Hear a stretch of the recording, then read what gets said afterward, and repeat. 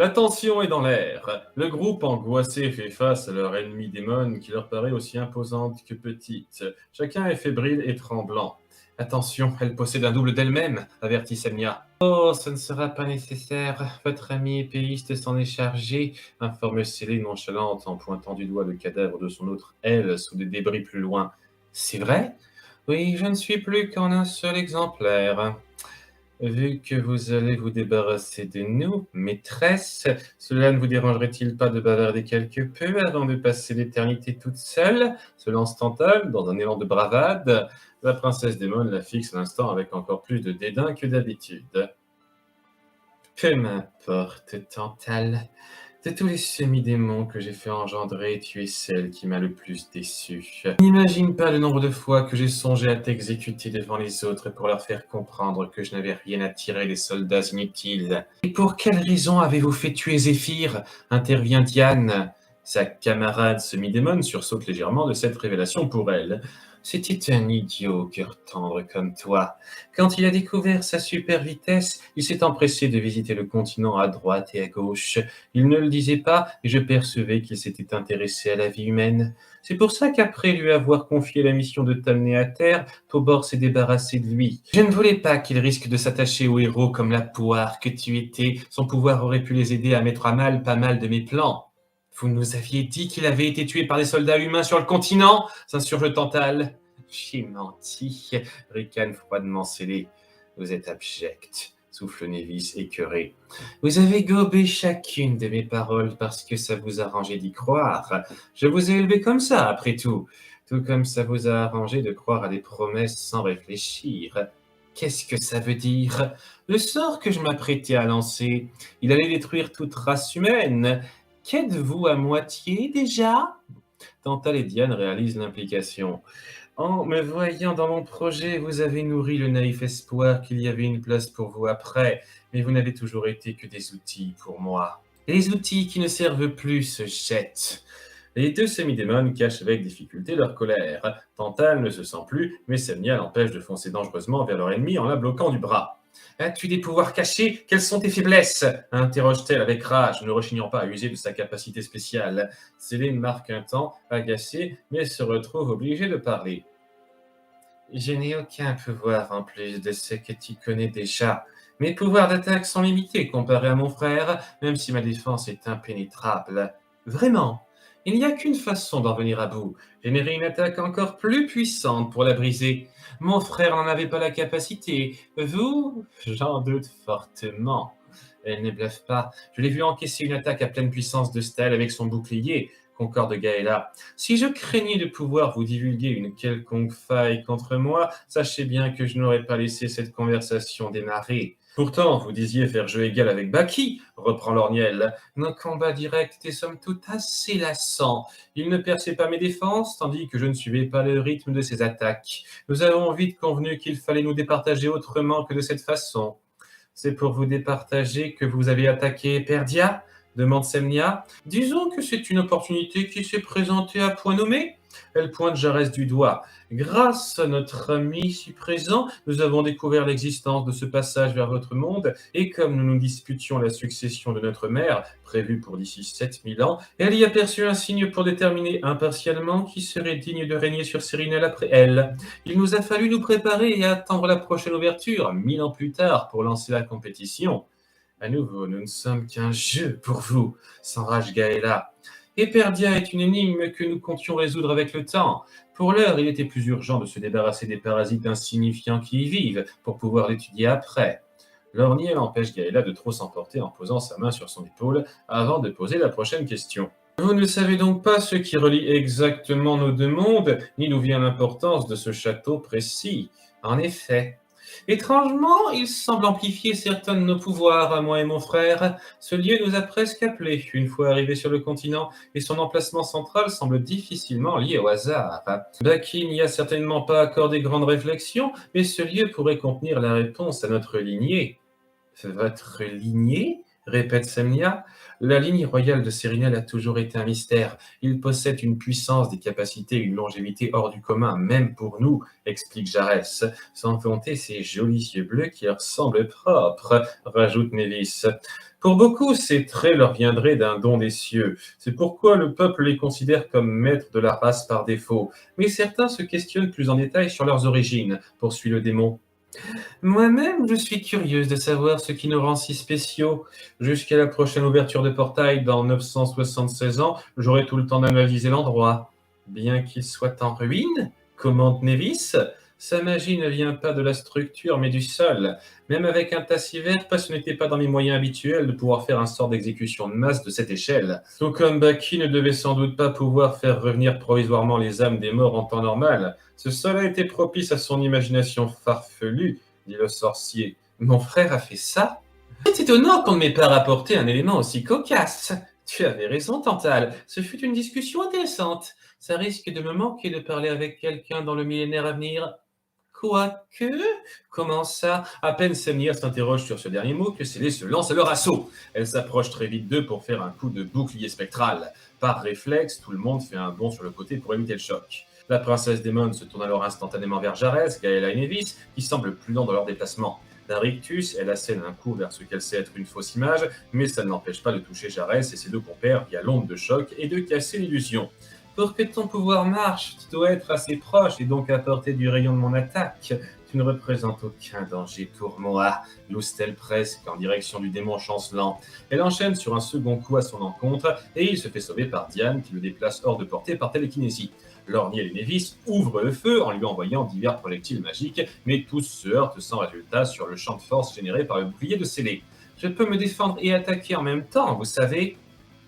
Sous cette salve de boules de feu, d'éclairs, de glace, de terre, elle s'approche très vite de Névis, qui tente de se garder à distance tout en attaquant. Seulement, sa fatigue de leur confrontation de plus tôt se fait ressentir, et il ne peut garder la cadence de vitesse longtemps, ses pas devenant de plus en plus éreintants. Célé arrive à être apporté pour lui envoyer un autre coup de bouclier spectral, dont l'onde de choc l'envoie à terre. Gaëla se rue pour le faire se relever et éviter de justesse le second coup, qui, même s'il ne les atteint pas directement, les assomme au sol l'espace d'un instant. Elle n'a pas le temps de faire une autre attaque que Diane intervient en tentant de faire léviter la petite démon par la pensée. Tout d'abord surprise, Célé ne perd pas pied et concentre davantage sa protection. La télékinésie de la blonde ne l'atteint plus. Elle peut même bloquer ce genre de magie, constate-t-elle. La princesse démon se retourne vers Névis et Gaëla pour les achever, mais n'y voit plus rien. Sans sourciller, elle lance une salve d'attaque dans la zone où ils étaient à l'instant, brisant une fois de plus une illusion de Jarès qui subit le contre-coup de l'onde de choc. Tes petits sauvetages vont vite devenir agaçants, s'exaspère-t-elle légèrement en concentrant son attention sur le démon. C'est là qu'une pluie de terre vient tomber sur le devant de son bouclier, obstruant sa vision. C'est Lorniel qui la gêne avec sa magie, qui semble un peu l'agacer, vu qu'elle se retourne vers lui et Diane à ses côtés.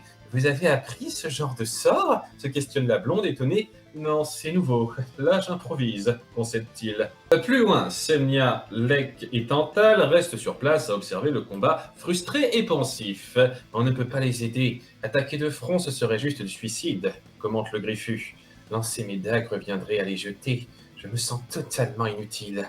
Il n'y a vraiment rien qu'on puisse faire, trépigne la semi-démon. Nous aurions pu essayer de l'épuiser sur le long terme, mais elle est beaucoup trop puissante et nous sommes trop diminués. Le combat est loin d'être aussi violent que contre Baki, mais s'il se poursuit à ce rythme, l'issue est indiscutable, achève Lek. On pourrait peut-être fuir et songer à une idée plus tard, lance Tantal, presque désespéré, pour qu'elle puisse se faire un autre repère et continuer de tuer les gens par centaines, par milliers. Vous mentez d'autres combines horribles pour nous détruire, et puis, en fuyant dans des couloirs étroits, nous serions plus facilement à la merci de ses attaques. Tantal baisse la tête, dépassé. Quel que soit le vainqueur de ce combat, il doit se décider ici et maintenant, dit Semnia ferme. Irrité par le sort de Lorniel, Célé enchaîne quelques attaques à l'aveuglette qui font vaciller davantage Jarès, en train d'essayer d'éloigner le magicien épéiste encore dans les vapes. Puis elle donne un coup de bouclier spectral en l'air qui éparpille la terre que Lorniel lui lance. Elle parvient à l'avoir alors en pleine vue assez longtemps pour se diriger vers lui, ce coup-ci en se téléportant juste à côté à sa surprise. Le sorcier réagit vite au coup qu'elle lui porte en se projetant en arrière par magie d'air, mais le spectre du bouclier le frôle et casse quelques-unes de ses phalanges en plus de lui engourdir tout le corps en le mettant à à terre. Alors qu'il retient un cri de douleur, Célé s'apprête à le réattaquer, mais Diane, juste à côté, intervient en utilisant sa télékinésie, ce coup-ci sur le sol. Elle arrache un morceau de pierre en dessous des pieds de la princesse démon pour la déstabiliser. Oui, improviser ça a du bon, commande-t-elle bas à elle-même. Cela marche bien en premier lieu. Célé se voit perdre l'équilibre et incapable d'attaquer. Elle se retéléporte derrière la blonde, mais celle-ci réagit plus vite qu'elle pour la déstabiliser à nouveau avant qu'elle n'attaque. Vous avez un léger temps de latence après chaque téléportation, c'est pour ça que vous ne l'avez pas fait tout de suite. Vous ne me prendrez pas de vitesse comme ça. Agacée, Célé se met alors à grossir son champ de protection de façon à englober une bonne partie du sol sous elle. Diane ne l'atteint alors plus de cette façon et se voit forcée de fuir ses attaques de bouclier spectral en déplaçant son corps par télékinésie. En voyant ce dernier échange de coups, Semnia est prise d'une idée. Zut, jusqu'où peut-elle étendre sa protection, celle-là se plaint Tantale. Le plus loin possible, j'espère, réfléchit la chef, sortant l'orbe de ses lampes de son sac. Une magie répartie davantage est moins puissante, et si on lui fait élargir son champ de protection, il sera moins efficace, la rejoint le griffu. Au point de pouvoir le briser commence à s'égayer la semi-démone. Non, elle ne serait pas bête au point de diminuer sa défense à un niveau atteignable pour nous. Tout du moins, en une seule attaque.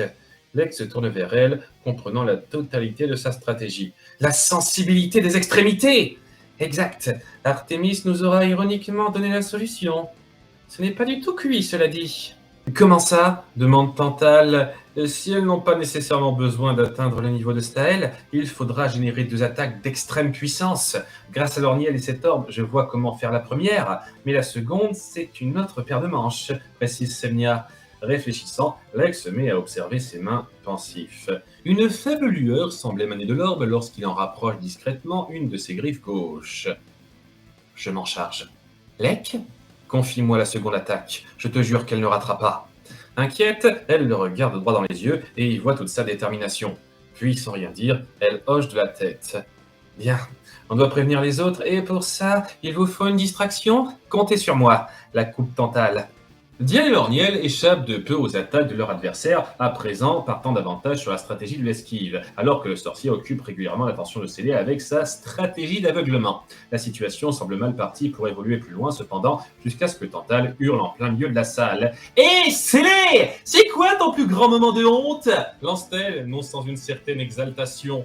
La concernée, davantage irritée, essaye de se retenir de parler un instant, mais finit par céder à la contrainte de ce pouvoir. Lorsqu'Epaki m'a humilié devant la cour de notre mère pour notre premier combat officiel, lâche-t-elle en serrant les dents. « Oh, c'est intéressant! Comment est-ce que ça s'est passé en détail ?» insiste fortement la semi-démone, narquoise pour la provoquer. Célé, exaspéré, finit par se tourner vers elle pour l'attaquer, en se trouvant forcé de répondre, fulminant chaque mot. « Il avait préparé un piège à jet d'eau juste en dessous de là où j'étais positionné, et lorsque le signal du début d'affrontement a retenti, il l'a déclenché et fait croire à tous les guerriers présents que ce qu'on voyait était une preuve que j'avais peur de lui. Mère n'a pas bronché et m'a juste fait signe de faire comme si de rien n'était, alors que lui se moquait stupidement. Oh, je meurs d'envie de savoir quelles autres farces il t'a faites, raille Tantale encore plus fort. Ce faisant, elle attire la pleine attention de Célé qui la chasse, courant de longue haleine pour lui échapper. Semnia et Lec en profitent pour approcher rapidement leurs alliés. Cette première vient s'adresser à Gaëla, Névis et Jarès qui récupèrent difficilement, et ce deuxième vient parler à Diane et Lorniel, essoufflés d'avoir enchaîné leurs esquives. Ils leur chuchotent le plan qu'ils ont concocté. Puis Lec glisse l'orbe de ses lampes dans les mains du sorcier avant de se mettre à bouger à l'autre recoin de la salle, là où Jarès vient se rapprocher de Diane et Lorniel. Ce dernier agrippe fermement l'orbe, faisant fi de ses doigts cassés, et alors que le démon lui agrippe l'épaule, il se laisse aller le plus possible à la sensation démonique qui l'emplit jusqu'aux yeux, mais surtout qui nourrit l'objet qu'il porte. Tantale, quant à elle, continue d'asticoter la princesse démon en la fuyant. « Qu'est-ce que tu jalouses le plus chez ton frange ?» Mais celle-ci se montre un peu plus rapide et finit par atteindre l'adolescente avec une onde de choc qui la fait trébucher. La seconde attaque ne se fait pas attendre et, plus proche, lui fêle quelques côtes. Mais Semnia intervient en se ruant pour relever Tantale et l'éloigner de Célé. Cette dernière refait une attaque qui, ce coup-ci, frôle l'épaule de la chef qui se place pour protéger sa future fille adoptive. Son bras s'en retrouve méchamment démis et sanglant et elle se retrouve à terre avec Tantale en position précaire, mais Névis gagne un répit en générant 4 piliers de flammes autour de la princesse démon qui bouge sa vue. Diane en profite pour éliminer les 2 jeunes femmes de là par télékinésie. Je donne presque tout ce qu'il me reste là, souffle Nevis épuisé. Vous n'avez rien de mieux qu'un approche, m'aveugler désespérément, s'impatiente de plus en plus scellée. C'est alors que Diane concentre tout ce qu'elle peut pour reproduire son assaut de dessous. Ce coup-ci, elle casse et fait léviter le plus gros morceau de sol possible pour déstabiliser l'adversaire. Elle lutte tellement pour manier un objet de cette ampleur que les veines lui ressortent presque des tempes. Vous ne savez que vous recycler, en fait! Scellée impatiente reproduit le même contre en élargissant son champ de protection sur plusieurs mètres de diamètre afin de stopper l'attaque. Lorniel, presque vidé par l'orbe qu'il tient, s'en sert alors pour relâcher une gigantesque déflagration blanche qui touche le champ protecteur avec fracas, mais sans le rompre. Ça ne suffira pas, commande Scellée. Et alors que le rayon d'énergie se poursuit et que Lorniel l'entretient en le concentrant dans ses paumes, Diane envoie voler l'orbe à toute vitesse à l'autre bout de la pièce jusqu'aux mains de Lek. Le métal magique démonique alimente l'orbe alors qu'il l'empoigne vivement, ce drain le faisant souffrir via la liaison par ses nerfs. Mais très vite, lui-même génère une déflagration magique un peu moins puissante que celle de Lorniel en direction de l'extrémité opposée du champ. Le choc est rude et craquelle peu à peu la protection de Scellée qui se retrouve prise entre deux feux. La princesse Démon essaye de réduire son champ pour augmenter sa concentration, mais à l'affût, Diane manipule toujours le morceau de pierre sous elle et la force à rester à même niveau. Cependant, ce bouclier magique n'est pas encore pleinement détruit et le rayon de Lorniel commence à faiblir. Je n'ai presque plus d'énergie transformée. Nevis, inquiet, participe à alimenter le rayon du sorcier avec le peu de magie qui lui reste. Lek, pressé, se met alors à planter ses griffes dans l'orbe qu'il tient pour l'atteindre encore plus directement en son cœur. Plus ses mains y pénètrent, plus le rayon d'énergie augmente et plus la douleur s'intensifie. Semnia, inquiète, se glisse dans son dos et s'y blottit pour le soutenir, alors que Gaëla lui tient les avant-bras pour qu'il tremble moins sous la pression de l'énergie dégagée et que le rayon ne dévie pas. Et en plus de rester stable, celui-ci grossit à vue d'œil, accélérant les craquements du champ de protection. Scellée panique, prise en étau, observant son sort à venir se rapprocher. Son bouclier magique finit par éclater, les deux déferlantes se rejoignent et c'est l'explosion! Une immense gerbe de flammes lumineuses envoie valdinguer le groupe à travers la pièce, tout en se répandant sur le plafond. La déflagration sort petit à petit par le trou causé par le tassiver peu plus tôt, alors qu'on observe la silhouette de Scellée et son bouclier subir le choc d'énergie au centre. Après une minute entière, le feu s'estompe et les héros voient le corps brûlé de leur ennemi par terre, apparemment inerte. L'orbe de Célante, tombée au sol après ça, guérit ses craquelures automatiquement alors que Gaïla la ramasse. Ce qui ne guérit pas, en revanche, ce sont les mains de Lek à moitié fondues. Elles ont été tellement absorbées par l'orbe que même la connexion à ce nerf est prête à lâcher. Semnia, qui s'est remis l'épaule en place douloureusement, réagit vite face au martyr de l'ex-griffu et se sert de son bras valide pour couper ses liens à vif qui le font souffrir et bander les moignons ensanglantés de son amoureux. Reste que tout le monde est fané. Lorniel et Nevis, vidés de leur magie, tiennent à peine debout et les autres sont épuisés à plus ou moins fort degré par le combat éreintant et les blessures qu'ils ont cumulées. C'est fini?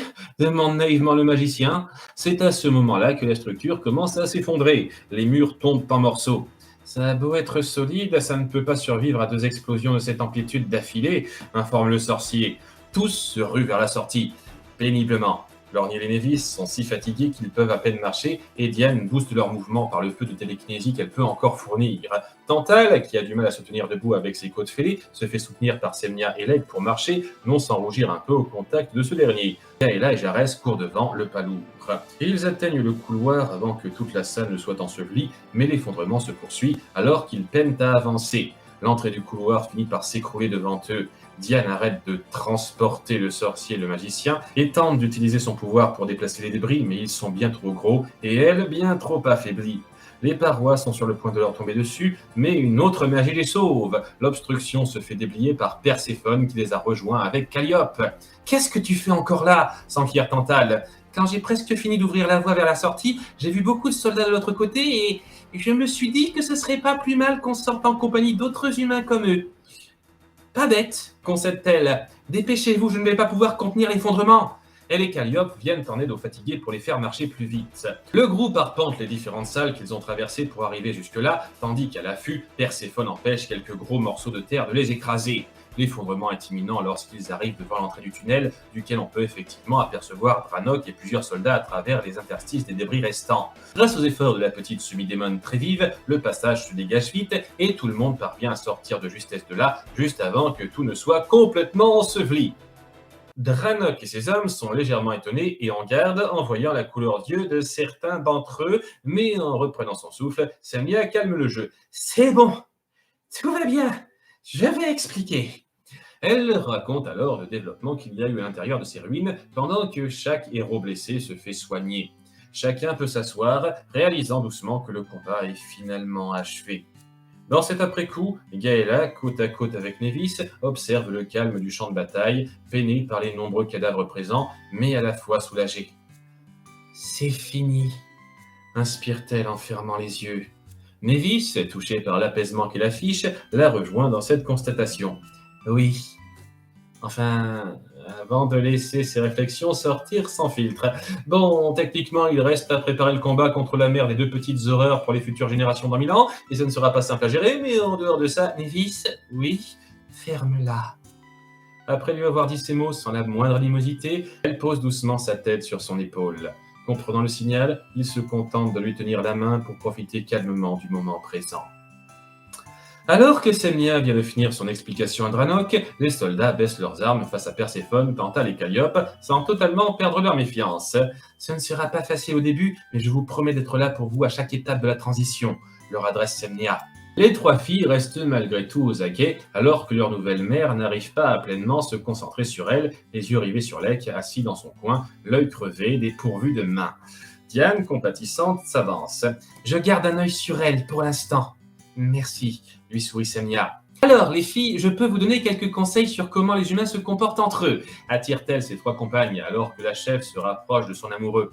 Lek est pensif, le regard fixe sur ce qui lui reste de ses bras. Semnia lui tient doucement les poignets, le visage amène.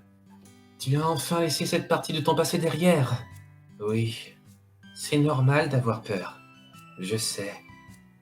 Et maintenant, est-ce que je pourrais bien m'occuper de quelqu'un et penser un jour que je le mérite? La vie m'a appris qu'on n'a pas ce qu'on mérite, mais ce qu'on nous donne et ce qu'on obtient. Les problèmes de conscience et leur résolution en font partie. Peut-être que tu n'arriveras jamais à soulager ta culpabilité, et je ferai tout ce que je pourrai pour que tu le puisses. Face à ces mots, l'homme ne peut se retenir de pleurer. Pourquoi je ne t'ai pas rencontré plus tôt? Je me pose la même question, lui dit-elle tendrement en séchant ses larmes du doigt avant de l'embrasser. Alors que Diane explique ce qu'elle sait de la vie à ses demi-sœurs de sang en se rapprochant de la position de l'orniel, en plein soin, Chantal observe ses deux futurs parents adoptifs avec une pointe de jalousie. Cette jalousie est supplantée par le doute, tandis que la blonde est prise dans l'excitation de sa présentation. Ils suivent des cours selon leur choix, magie, art du combat, agriculture, et leurs enseignants sont beaucoup moins sévères. Diane, tu crois vraiment qu'on peut s'intégrer dans ce monde? Je suis confiante, répond-elle à Tantale, droit dans les yeux, souriante. Décontenancée par une telle assurance, la semi-démone ne trouve plus rien à dire. Plus loin, Semnia et Lek leur font signe de s'approcher et elles laissent leur compagne semi-démone avec le sorcier, perdu dans ses pensées. Vous pensez déjà à la suite du combat, n'est-ce pas? Déduit-elle vite. 976 ans. Même pour moi, c'est une notion écrasante. Je ne sais même pas si ma condition me permettra de rester en vie d'ici là. Diane se sent elle-même un peu dépassée par l'idée, cherchant ses mots. Si quelqu'un peut arriver à gérer ça, c'est vous. Je suis sûr qu'elle serait d'accord. Merci, répond-il d'un faible sourire reconnaissant. Le soldat penché sur lui ayant guéri ses doigts et une partie de sa fatigue, il se presse de se relever. En attendant, il reste une chose à régler. Comment ça? Oui, Jarès, commence-t-il à s'inquiéter.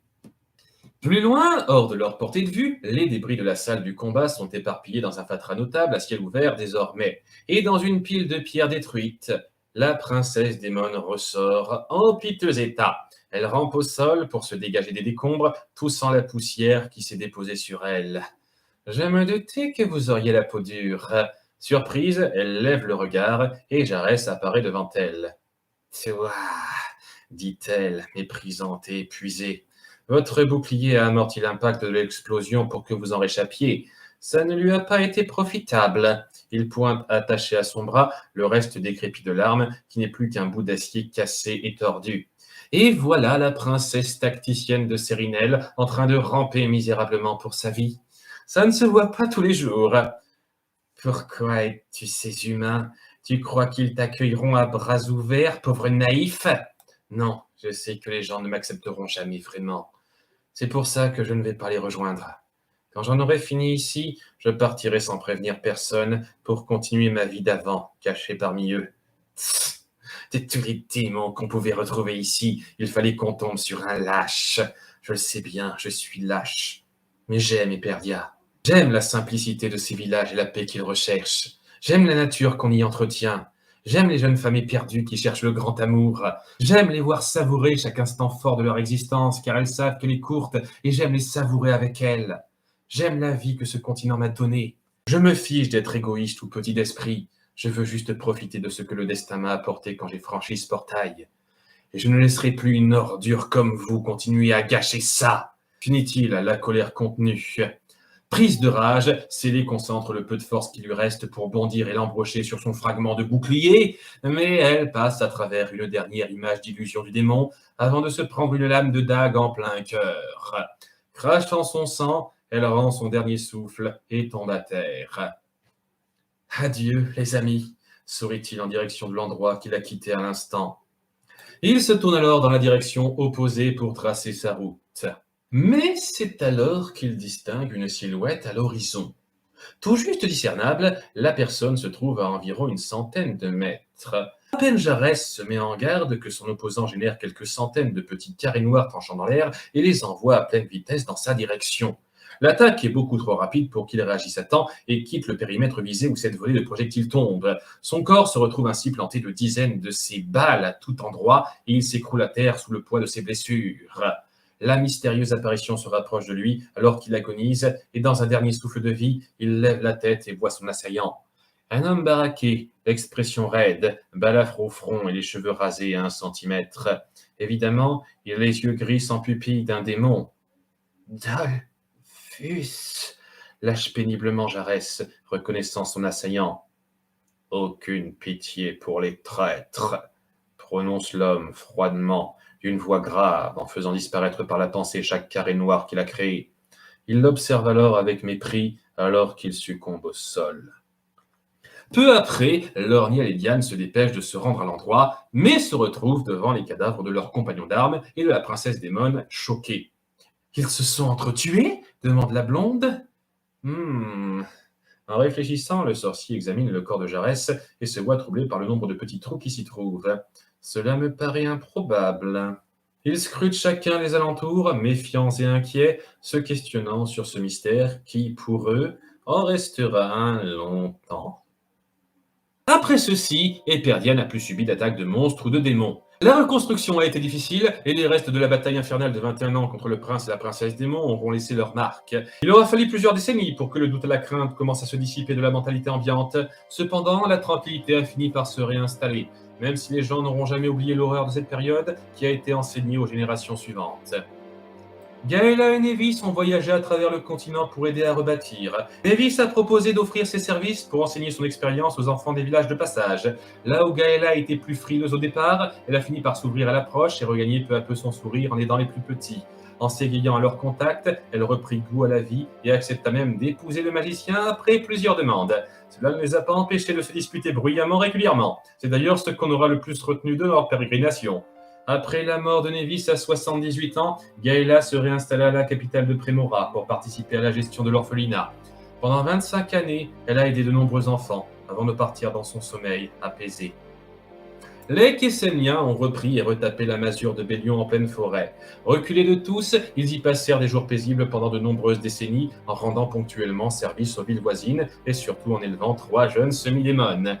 Tantale a été la première à quitter le nid pour monter une entreprise en son nom en se servant de son pouvoir. Calliope a mis 8 ans à pouvoir recommencer à parler réellement à la grande joie de sa famille. Toujours timide, elle a attendu que Perséphone s'affranchisse 6 mois plus tard pour la suivre. Cette dernière en était contente car elle l'a considéré comme un soutien précieux pour commencer à fonder sa propre famille à elle, rêve dont elle n'a pas démordi depuis ses 13 ans. Mais même après leur départ, Lake et Selnia n'étaient pas en reste en termes d'affection, celle-ci étant tombée enceinte d'un petit garçon 5 années auparavant. Tout le monde est venu pour célébrer la naissance de l'enfant. Selnia n'a jamais été aussi heureuse. Lake, lui, a réussi à apprécier sa vie, mais même en ayant reçu de nouvelles mains bien humaines, il n'a jamais pu totalement se pardonner et sa femme l'a souvent consolé suite aux cauchemars réguliers qu'il faisait. Comme liés psychiquement, ils ont tous les deux succombé de la même maladie à quelques jours d'intervalle à 81 ans. Diane a dévoué son pouvoir à faire régner la justice sur Eperdia, participant à la résolution de tous les crimes graves dont elle entendait parler. Au départ, cette nature semi-démonique a attisé la peur et le mépris de pas mal d'habitants des villes qu'elle aidait, mais elle le prenait toujours avec calme et sourire. Sa bienveillance a grandement éteint sur la perception des gens au fil des ans, et elle s'est liée d'amitié avec de nombreuses personnes aux quatre coins du continent. Elle est devenue symbole de bravoure et jovialité à travers tout Eperdia, ce qui l'a encouragée à poursuivre ses missions dangereuses en dépit de la fatigue et de l'âge. Elle est morte à 57 ans en luttant contre une bande organisée de trafiquants. Lorniel est en tenue professorale. Dans une salle de classe de la grande ville, il fait son résumé face à une douzaine de jeunes élèves adolescents captivés. Quant à moi, j'ai consacré les siècles suivants à perfectionner ma technique. Lassé de ne faire que ça, j'ai accepté de donner des cours sur mon temps libre auprès des rares élèves de magie restants sur le continent. La paix n'appelle plus trop au combat, il est vrai. Il prend une pause, songeur. Et pour la je ne sais plus combienième fois, je raconte cette histoire à ma classe pour la fin de leur année scolaire, conclut-il. Et toi, dans les yeux, les 10 élèves se mettent à discuter les uns avec les autres de ce que cette histoire les inspire, évoquant entre eux les personnages et événements qui les ont les plus absorbés. Seul l'un d'entre eux semble légèrement insatisfait, un garçon aux cheveux en pique et au tempérament plus excité que le reste de ses camarades. Il manque quelque chose, professeur Lorniel. Votre conclusion est trop simple. Vous n'avez réellement rien fait de notable pendant plus de 900 ans. Désolé, Axel. En dehors des combats, je ne suis pas quelqu'un de très passionnant. Vous dites ça, mais j'ai beaucoup de mal à y croire. Vous quittez l'école aujourd'hui, c'est injuste de ne pas tout nous dire. La sonnerie retentit, coupe en cours à ce début de débat. Notre temps est fini. Vous avez tous été d'excellents élèves, et j'espère que votre carrière dans la magie sera enrichissante. Chaque adolescent paye ses respects à leur professeur en sortant. Axel, le dernier, toujours légèrement frustré. Vous allez me manquer, fait-il la moue. Bizarrement, toi aussi, tu me manqueras, plaisante-t-il. Comment ça, bizarrement? Écoute, au lieu d'être curieux sur mon passé, concentre-toi sur ton avenir. Assure-toi de ne rien regretter par le futur, même si tu as encore un peu le temps pour y songer en détail à 14 ans. Et demi, insiste le garçon. Ne te mets pas en retard pour le prochain cours, lui tapote-t-il le dos avant de partir. Dans son bureau, Lorniel prépare ses affaires. Une ceinture qui contient 2 fourreaux pour de lames, ainsi que l'emplacement de plusieurs dagues de jet, de même qu'un sac contenant plusieurs orbes de magie de toutes sortes, avec dans une pochette à part celui de Célante. C'est aujourd'hui que vous partez, monsieur Lorniel lui adresse alors une femme à sa porte. Une femme dans la trentaine, cheveux et yeux vert clair, légèrement rougissante, elle semble avoir hésité pour parler au sorcier. Verdane, je vous ai dit d'arrêter avec le monsieur. Nous sommes collègues au même niveau. Désolé, agite-t-elle, mal à l'aise. Merci de venir me dire au revoir. J'ai passé un agréable moment à votre compagnie et celle des autres professeurs, dit-il en enfilant son sac. Tout l'agréable a été pour moi, bredouille-t-elle, maladroite. Lorniel ne fait pas très attention à l'émotion qu'elle affiche, bien que la gêne de Verdane semble indiquer des sentiments notables à son égard. Le sorcier, l'esprit autre chose, commence à quitter la salle et se dirige vers la sortie, alors que sa collègue lui emboîte le pas, penaude. Je me doute que votre séjour ici a dû paraître un feu de paille, vu le temps que vous parcourez le monde. 1149 ans, réfléchit-il à ces mots, ayant lui-même du mal à l'assimiler. Waouh! Mais je pense parler au nom de tous les enseignants ici en disant que votre présence a été un apport inestimable. Vous avez un des métiers les plus honorables, permettre aux prochaines générations d'être prêtes pour l'avenir. C'est avec ce principe en tête que je repars, et je n'oublierai pas tous les gens mérites que j'ai rencontrés ici. Oui, tous les gens, répète-t-elle, sourire un peu déçu aux lèvres. Merci pour tout, Verdane. Merci pour tout, mais... Lorniel, concède-t-elle en le saluant. En sortant de l'établissement, le sorcier observe l'horizon. Devant lui se trouve un groupe de statues de bronze à l'effigie des héros avec qui il a combattu. Nova, Senia, Gaëla, Staël, Angèle, Rocan, Océane, Lek, Nevis, Diane, et même Cécinos un peu plus à part. La statue du sorcier est également présente parmi elles, et chacune arbore une pose de combat et de bravoure. Mes amis, s'émeut-il en posant les yeux sur chacune de ces statues empreintes de nostalgie. Le temps semble se stopper un instant, tandis qu'il se laisse aller à l'attendrissement personnel quelques secondes. Il se raffermit alors et redirige son regard vers l'horizon, le pas ferme. Je vais finir ce qu'on a commencé. Sur une petite île rocailleuse déjà vue, Dolphus est assis en tailleur, concentré, comme en train de méditer. Son attention est alors portée sur une masse d'énergie grise se formant derrière lui. Ce qui semble être une anomalie spatiale se concentre peu à peu pour former un portail vers son monde.